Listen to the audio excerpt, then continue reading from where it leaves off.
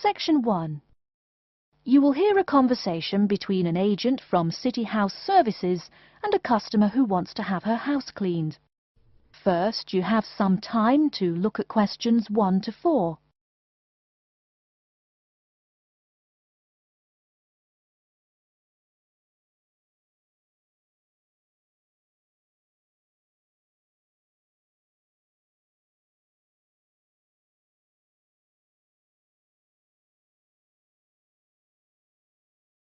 You will see that there is an example which has been done for you. On this occasion only, the conversation relating to this will be played first. Good morning, City House Services. How may I help you? Good morning. I'd like to arrange to have my house cleaned. Certainly. I just need to ask a few questions. First, could I take your name? Yes, it's Barbara Hill. The woman says that she is Barbara Hill, so Barbara Hill has been written in the space. Now we shall begin. You should answer the questions as you listen, because you will not hear the recording a second time. Listen carefully and answer questions 1 to 4. Good morning, City House Services. How may I help you? Good morning. I'd like to arrange to have my house cleaned. Certainly.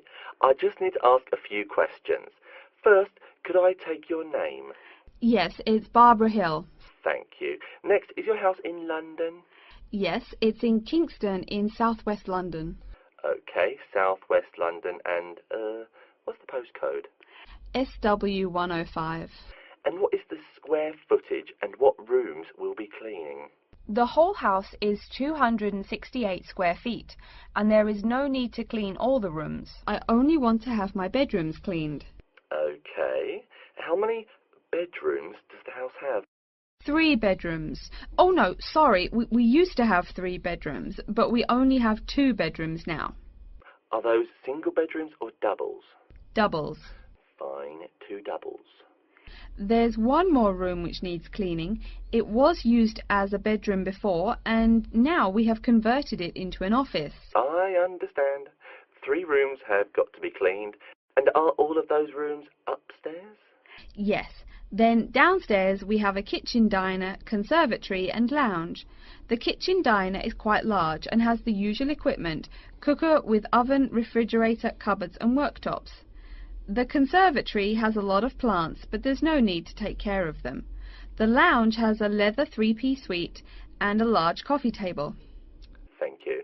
And do you keep any pets? Yeah, I really love keeping them. I've got 2 dogs and 3 cats. Okay, then if our staff come over to offer the service, please take your pets away.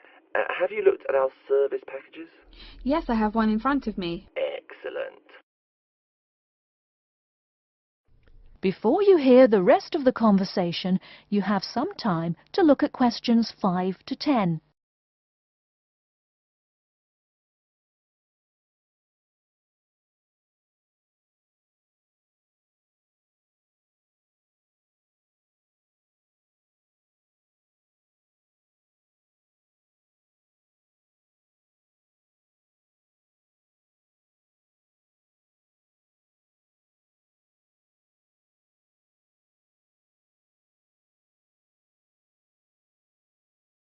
Now listen and answer questions 5 to 10. Any extra services you need? Switching bed linen, work in the garden, clean the glass in the conservatory, that kind of thing? No. Actually, replacing the bed linen, yeah, that would be good. No problem. I'll just make a note of that. How about curtains, mats and carpets? What would you like us to do with those items? The curtains. I'll have to think about that. I think we should have the carpets cleaned really well every quarter. Mats can just be done with the laundry. Of course. How about clothes? We can have our staff wash and iron them, or we can have them taken to a dry cleaner. Washing and ironing. No, just ironing. That'll be okay. Okay, fine. I know quite a bit about what you want now. I should let you know that we're located on 12 Amy's Road. That's Amyes. and we work on from Monday to Sunday except Tuesday and Wednesday. Could you let me know when is convenient for you? Next Friday. No. Oh, that's no good. My son invites his friends over in the afternoon that day. Perhaps next Thursday or next Saturday? Let me check. Okay, next Thursday. When is it convenient for us to come over and provide the service? Is it okay if we come in the morning? Or we may come in the afternoon. It depends on your schedule. I'm okay with any time. Just give me a call to let me know you're coming before you arrive. Sure we will. By the way, how long will it take for the service? We usually work 1 to 3 hours for house cleaning, and the work will take 3 hours at most. And of course, if it takes more than 3 hours, you should pay extra for it. Fine. So, let me just do some calculations. That is the end of section 1. You now have half a minute to check your answers.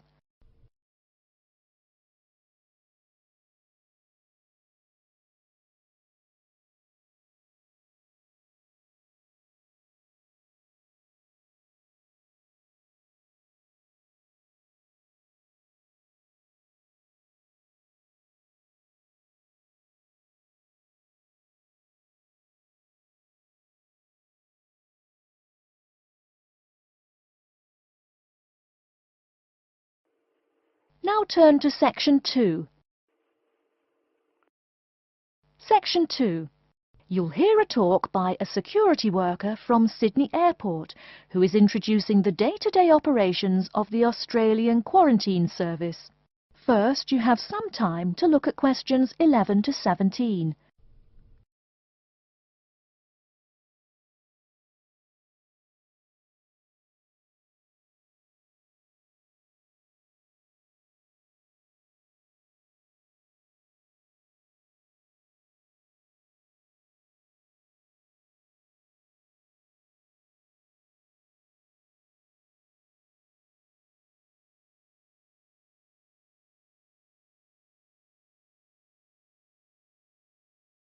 Now, listen carefully and answer questions 11 to 17.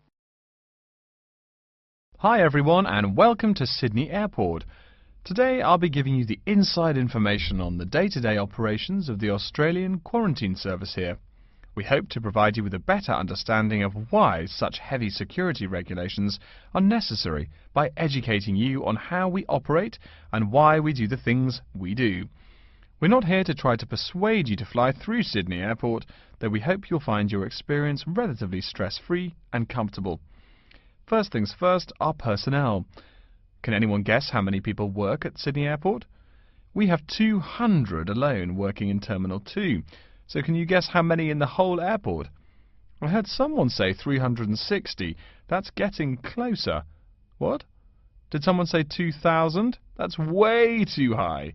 Sydney Airport actually employs 440 people. A lot, right? And about half of those employees work in security-related matters. Moving on to our not-so-human employees, let's come and see our favourite pooch, Milton. Milton is our best drug-sniffing dog on the force. He's friendly to most people. You can even come pet him at the end of our tour. Burnouts, beware though. He'll find everything. Notice that even though there are so many of us around him, Milton stays quite calm. This is the precise reason he was chosen for the job. Dogs that are chosen are not predisposed to sniff out different narcotics. That's something we teach them already. So here's a part of the airport most people never notice, the cargo transport terminal. This is where packages are shipped to and from. Normally we ship around 4,400 packages per month.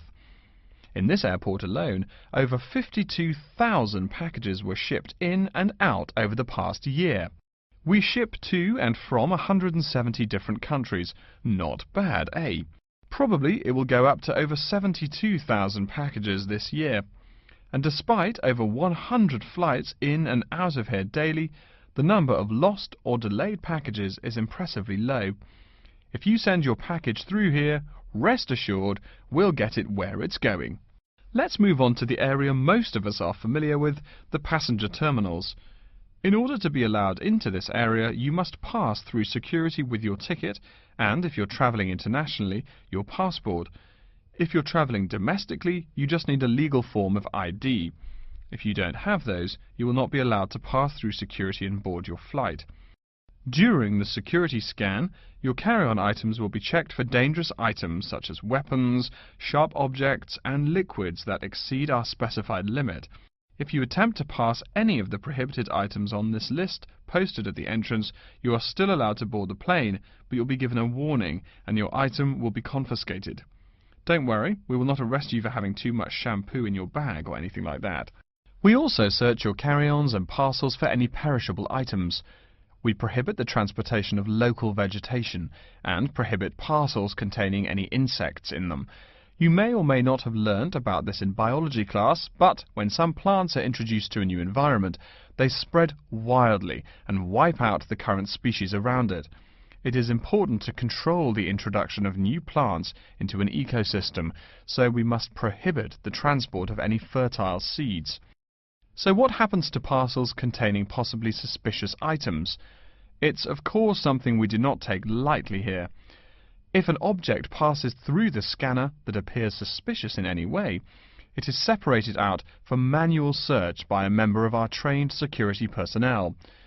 If an illegal plant or simple sharp object like a pocket knife is found, it is simply disposed of in our biohazard waste containers, and the package itself is returned to the sender, or passenger if it is for a passenger flight. More serious weapons are reported to higher authorities for investigation. Before you hear the rest of the talk, you have some time to look at questions 18 to 20.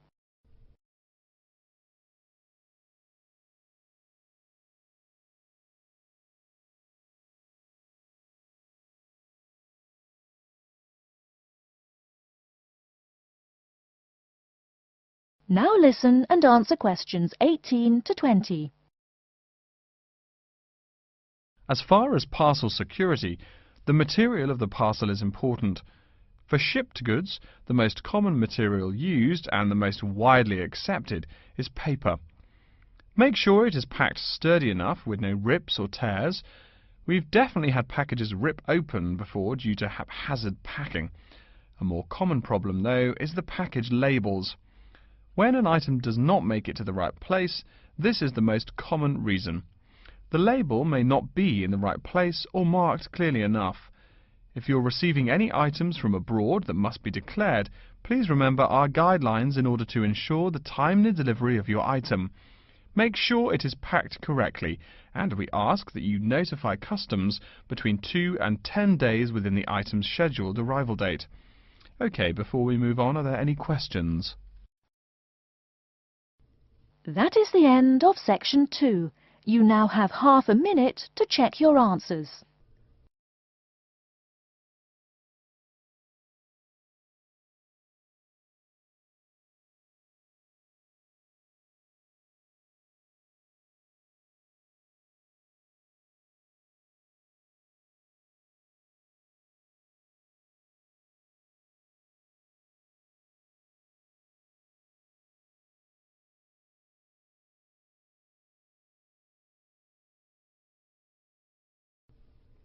Now turn to section 3.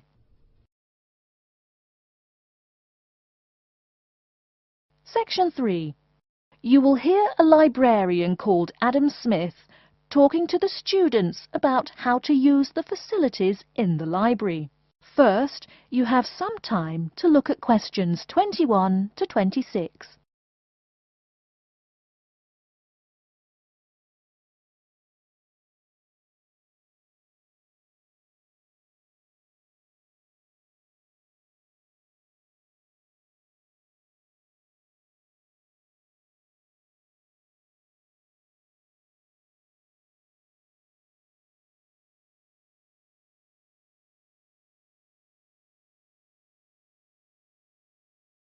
Now listen carefully and answer questions 21 to 26. Welcome. Please come in and gather over here around the tables. My name is Adam Smith and I'm the librarian here. I'll show you around today and explain how to use these facilities. Hopefully, when I'm done with it, you'll know the ropes. And please feel free to let me know of any questions or concerns that you may have. Now we're at the gate of the library. Upon entering into the door, you'll find that the restrooms are on your left-hand side, and opposite them is a photocopy room. Many of you are wondering about the check-in and check-out process. What you have to do is go to the circulation desk, which is to the east of the photocopy room.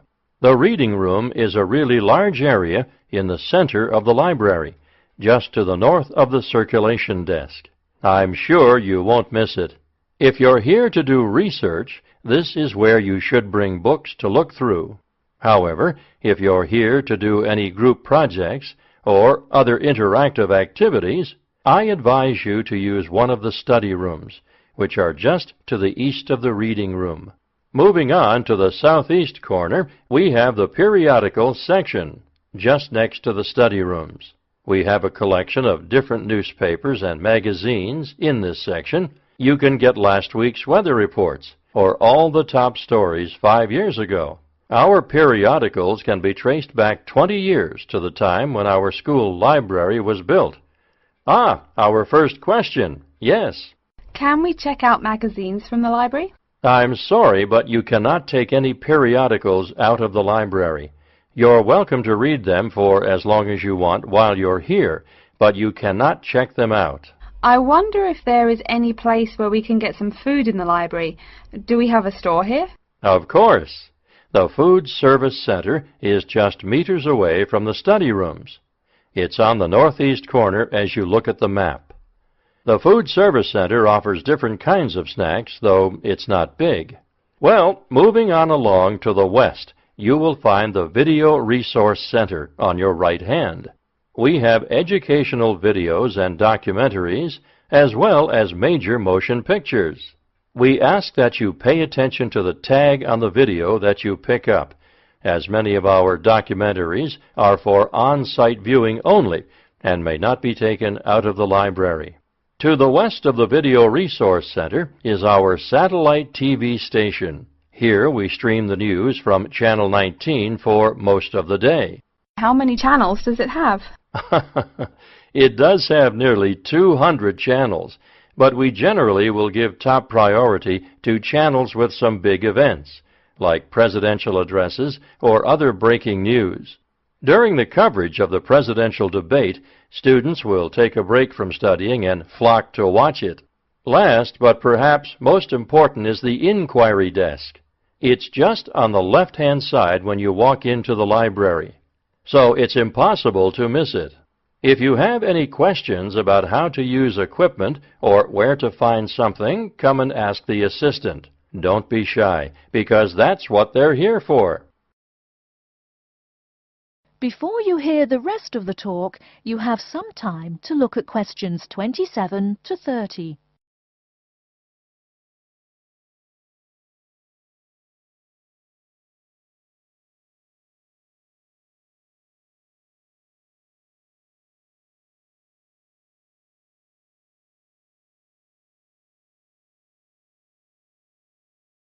Now listen and answer questions 27 to 30. Speaking of questions, one of the questions we get asked is how to actually check out a book once a student has picked one out. If it's a fiction or non-fiction book, look for the pink and yellow checkout card inside the back cover of the book. You can also find information about the book on these cards, including its publishing date, genre, ISBN, and a log of dates it's been checked out before. Present this card to me or any library assistant, and we'll stamp it, and then the book can be kept for 3 weeks. You can find general information on a field of study by using one of our subject guides. We have them on paper here, but any of our computers will allow you to search within fields as well. What if the library doesn't have a resource we're looking for? Great question. I'm going to address that. Our library is a network with a number of other universities in the area, So if there is something you're looking for and it's available somewhere in the area, we'll be able to get it for you. However, there are universities which are not part of the network, so we do not share resources with them. If you want more information about the library and its resources, you'll find it in a labeled blue folder on my desk in the Enquiry section. Okay, so that's a lot of information all at once, and I don't expect you to remember it all. The most important thing is please be respectful of the staff, and if you need help with anything at all, come and ask me or one of the assistants. All right, any questions? That is the end of Section 3. You now have half a minute to check your answers.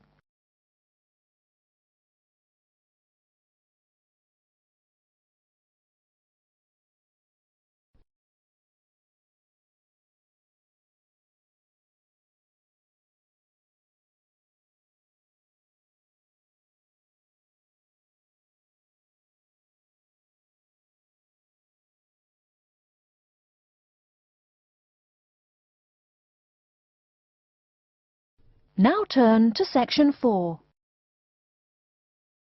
Section 4. You will hear a lecture about Crocodylus niloticus and its living habits. First, you have some time to look at questions 31 to 40.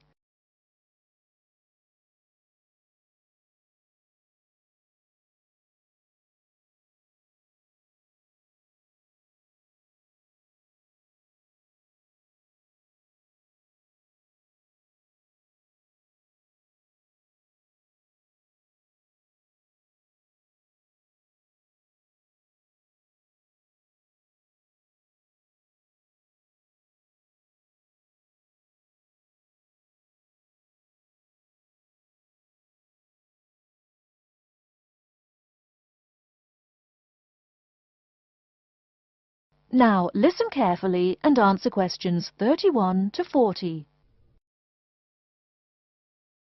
Good morning.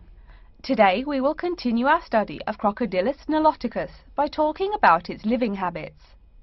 We've already discussed the evolutionary attributes that set it apart from its crocodile relatives. Does everyone remember that?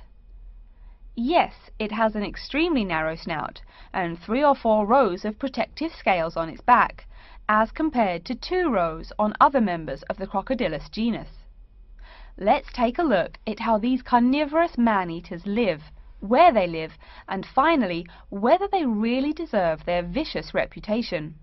To start, I'd like to address a great question posed to me by a student during yesterday's office hours. We talked about the distribution of crocodiles in Africa and saw that they are highly concentrated in the south and west of the continent. This student noticed that on the map displaying the distribution of crocodiles across Africa, there were no crocodiles in the northern region, and found no mention in the literature of the existence of crocodiles in the north of Africa. Why might there be no crocodiles in North Africa? Let's save this question for later in the lecture. To find out more about the social habits of the African crocodile, one researcher named Tara Shine of the University of Ulster in Northern Ireland conducted a survey of the wetlands in Mauritania and received reports of 46 crocodiles living in one group, or float as we say when referring to crocodiles, though the usual number is a little less than half of that.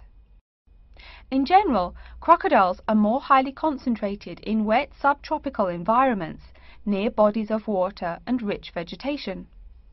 While South American crocodiles thrive in cool rainforests, the African crocodile is more equipped for heat. Though they can survive at the hot temperatures found in some deserts, they are not equipped to handle dry climates and thus cannot survive in places like the Sahara Desert of North Africa. As cold-blooded animals, crocodiles' core temperatures fluctuate from their average of 38 degrees Celsius as external conditions change. Thus, they need to avoid extreme temperatures. Others live an underwater life, keeping a body temperature close to that of the water. As their own unique method of regulating their body temperatures, some African crocodiles have made dens by digging holes in the ground to provide themselves with a cool, dark place to retreat from the hot African sun. Speaking of the hot African sun, let's go back to the question asked at the beginning of the lecture. We know that there used to be crocodiles in northern Africa, yet today there are none. What are some possible explanations for this?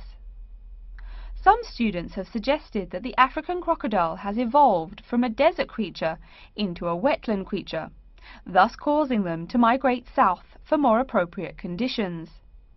Others presume that the crocodile was hunted out of northern Africa by a fiercer predator. While these are intelligent guesses, the real story is a little bit different. The key to this migration is that the Sahara Desert did not always cover the north of Africa. About 8,000 years ago, the land was fertile wetlands, perfect for breeding crocodiles. Over time, though, the area dried out and the wetland slowly turned to desert, leading the African crocodile to migrate south to the marshlands they call home today. Some crocodiles did, however, adapt to living in dry conditions. In Mauritania, some crocodiles have learned to survive in an area where they can go up to 8 months with no water, by spending the driest of times in what's called a torpor, or short period of hibernation. To utilize every bit of rainfall, these desert crocodiles dig underground caves that collect runoff, thus staying cool and hydrated. During the mating period in November and December, males attract females to their viciously protected territory through a number of behaviors that range from snapping their jaws all the way to sending infrasonic pulses through the water. Afterwards, the female digs a hole up to 60 centimeters in depth to store the eggs for an 80-day incubation period. The female protects these eggs during the period, and sometimes even helps crack the eggs with her snout at the end. These teeth-gnashing carnivores are softer than we think. Although these vicious creatures have attacked humans on a few occasions, the residents are not afraid of them. In fact, they show a great deal of reverence towards these wondrous creatures. Some say that crocodiles bring water to their habitat, so if they leave, they will bring the water with them. Obviously this is not true, but it demonstrates the admiration the inhabiting people have for crocodiles. Generally, crocodiles do not predate on humans. They attack when humans populate the crocodile's habitat, instilling fear and uneasiness in the crocs. Like any other species, crocodiles are known to attack when feeling fear. There's still a lot more to be discovered about the African crocodile. Researchers want to know more about the population size, how many crocodiles inhabit Africa in all, how they form separate floats, etc. There is still also much to learn about migration patterns and relations to other populations of crocodiles now found in other parts of the world. Next time, we'll examine a few specific case studies of crocodile populations in southern Africa. That is the end of section 4. You now have half a minute to check your answers.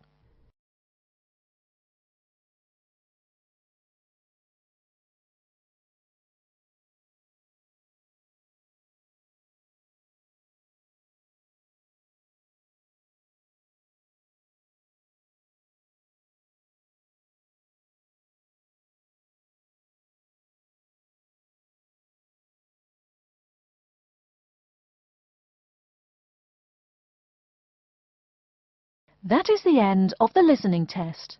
In the IELTS test, you will now have 10 minutes to transfer your answers to an answer sheet.